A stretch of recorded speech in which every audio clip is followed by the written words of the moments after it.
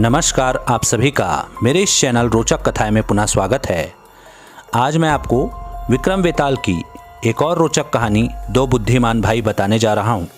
तो देर नहीं करते शुरू करते हैं आज की कहानी। राजा विक्रमादित्य सावधानी से पीपल के पेड़ के पास पहुंचे। लाश पहले की तरह उल्टी लटकी हुई थी।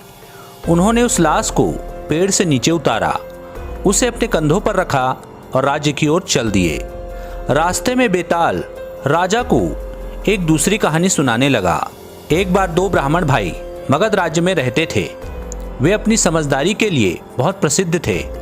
वहाँ के राजा सूर्य नारायण ने भी उनके बारे में सुना और उन्हें अपने दरबार में मंत्री नियुक्त कर दिया। एक दिन दो व्यक्ति राजा के दरबार में आए। दोनों लगातार लड़ रहे थे। वे अपने विवाद का हल चाहते थे। उनकी लड़ाई एक हार के लिए थी। उन दोनों का कहना था कि वह हार उनका है। राजा सूर्य नारायण की समझ में कुछ नहीं आया। उन्होंने दोनों भाइयों को यह मामला सौंपते हुए पूछा, यह बताओ कि हार का असली मालिक कौन है। छोटे भाई ने हार और दोनों आदमियों के हाथों को सूंघा। फिर राजा से कहा, यह हार इस मोटे आदमी का है। यह सुनते ही उस आदमी की बाँछें खिल गई। मोटा आदमी बोला, जी महाराज, यह सच है, यह हार मेरा ही है। हम लोग तो इन दोनों भाइयों की समझदारी की परीक्षा लेने आए थे। हमें यह देखकर खुशी हुई कि यह हमारी परीक्षा में सफल रहे। कृपा करके हमें क्षमा कर दें। राजा ने दोनों आदमियों को बहुत से उपहार देकर विदा किया। इस तरह राजा सूर्य नारायण के दरबार में रोज तरह तरह के लोग आते रहते थे। दोनों भाई दरबार में मौजूद रहते और समय समय पर अपने हुनर का परिचय देते। राजा को उनकी इतनी आदत हो गई थी कि वे उनके बिना दरबार का कोई भी काम शुरू नहीं करते थे। इस तरह समय आगे बढ़ता रहा। एक दिन राजा सूर्य नारायण को एक संदेश मिला जो उसके पड़ोसी राजा की ओर से था। उसने राजा सूर्य नारायण को मित्रता का संदेश भेजा था। हालांकि उसके साथ उस राज्य के संबंध बहुत अच्छे नहीं थे।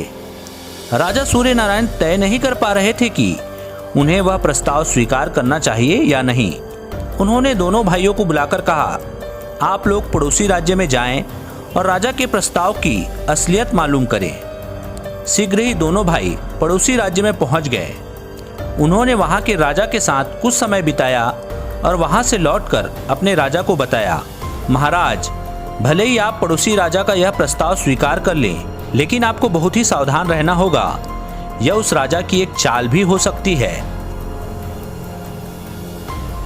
कुछ दिनों बाद राजा सूर्य नारायण को उसी राज्य की ओर से एक उपहार मिला। यह एक सुंदर सिंहासन था जिस पर रत्न जड़े थे। राजा को वह सिंहासन पसंद आ गया, लेकिन ज्यों ही वे उस पर बैठने लगे, बड़े भाई ने कहा, महाराज, आप इस पर न बैठें, मुझे लगता है कि इस पर एक बाल है। यह सुनकर सभी दरबारी हंसने लगे। भला एक बाल से राजा को क्या परेशानी हो सकती थी। राजा एक बलशाली योद्धा थे। ऐसे में एक मंत्री ने व्यंग करते हुए कहा, श्रीमान, क्या आपको यह याद दिलाना होगा कि हमारे महाराज कोई कोमल युवती नहीं, बल्कि दुश्मनों के दांत खट्टे करने वाले एक महान योद्धा हैं। बड़े भाई ने कहा, श्रीमान, आप मुझ पर हंसने से पहले इस बात की गंभीरता परख लें। मैं महाराज के प्राणों की रक्षा के लिए कोई कमी नहीं छोड़ना चाहता। यह सुनकर राजा को बड़ी हैरानी हुई। उसी समय सिंहासन को गौर से देखा गया। सच में उस पर एक अजीब सा मोटा बाल लगा था। जांच करने पर पता चला कि उसे जहर में डुबोया गया था। अगर महाराज उस सिंहासन पर बैठ जाते तो वह बाल उन्हें दिखाई नहीं देता, लेकिन वह उनकी चमड़ी को छूकर उन्हें उसी समय मौत के घाट उतार देता। किसी को पता भी न चलता कि अचानक महाराज की मौत कैसे हो गई। बेताल ने अपनी कहानी खत्म करने के बाद राजा विक्रमादित्य से पूछा, विक्रम, अब यह बता कि दोनों भाइयों में से अधिक समझदार कौन था और कैसे। यदि जानते हुए भी तूने उत्तर नहीं दिया तो तेरी खैर नहीं, मैं तेरे सिर के टुकड़े टुकड़े कर दूंगा। राजा विक्रमादित्य ने कहा, बेताल, दोनों ही भाई समझदार थे, लेकिन बड़ा भाई ज्यादा बुद्धिमान था। उसने सिंहासन पर लगे बाल को भी देख लिया, जिसके कारण राजा की जान बच गई। बेताल बोला, विक्रम, तू सचमुच बहुत बुद्धिमान है। तूने बिल्कुल ठीक उत्तर दिया। लेकिन तू बोला इसलिए मैं वापस चला। फिर बेताल पीपल की पेड़ की ओर उड़ने लगा। राजा उसके पीछे चल दिए ताकि उसे लाकर उस साधु तक पहुंचा सके।